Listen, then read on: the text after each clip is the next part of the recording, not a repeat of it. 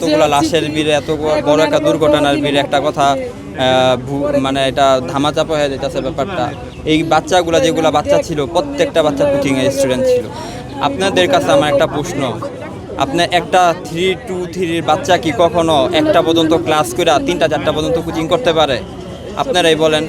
আমরা 8 ঘন্টা ডিউটি করি কিসের বিনিময়ে? আপনারা যে গণমাধ্যমরা যে এত কষ্ট করতেছেন কিসের বিনিময়ে? আপনারা একটা বেতন পাবেন, একটা স্যালারি পাবেন সেই বিনিময়ে। কিন্তু তারা যে এত কষ্ট করতেছে, কষ্ট করে যে এই জিনিসগুলা করলো, এই কোচিং যদি না করতো তাহলে আজকে বাচ্চাগুলা প্রত্যেকটা বাচ্চা যেগুলো মারা গেছে প্রত্যেকটা বাচ্চা আজকে 1টা বাজে ছুটি হয়ে যেত, বের হয়ে যেত।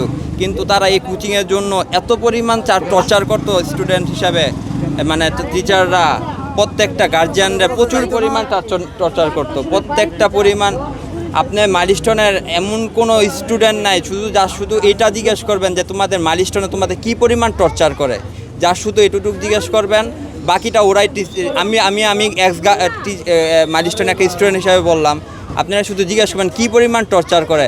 একটা স্টুডেন্টরা ওয়াশরুম সুদ্ধা ওরা যেতে দেয় না। আপনারা কী মনে করছেন এই ব্যাপারটা?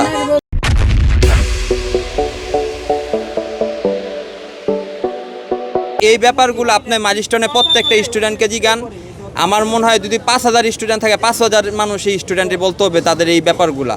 কারণ এখন এত বড় প্রবলেমের মধ্যে এই জিনিসটা হয়তো বা ধামাচাপা হয়ে গেছে। কিন্তু এই কোচিংয়ের বাচ্চারা যদি কোচিং না করতো হয়তো বা আজকে এই বাচ্চারা 1টা বাজে বের হয়ে যেত, হয়তো বা আল্লাহর রহমত, যদিও আল্লাহর ইচ্ছা ছিল হয়তো বা কোনো একটা দুর্ঘটনা কম হইতো এখানে। এবং কি সহপাঠীদের দ্বারাও তারা টর্চারিং করে। সহপাঠী, এই যে আমার ছোটো বোনটা, সে এই মাসের থেকে কোচিংয়ে যাইতেছে, তার সাথে কোনো সহপাঠী কথা বলে না যে তুই কোচিং না করলে তোর সাথে কথা নেই।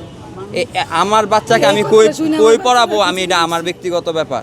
আপনি প্রত্যেকটা স্টুডেন্টকে জিগান তাদের কোচিংয়ের বাণিজ্য ব্যাপার, প্রত্যেকটা স্টুডেন্টকে জিগান, আর তাদের অত্যাচার ব্যাপারে প্রত্যেকটা স্টুডেন্টে দেন। প্রত্যেকটা স্টুডেন্টের এই কথাগুলো মুখস্থ।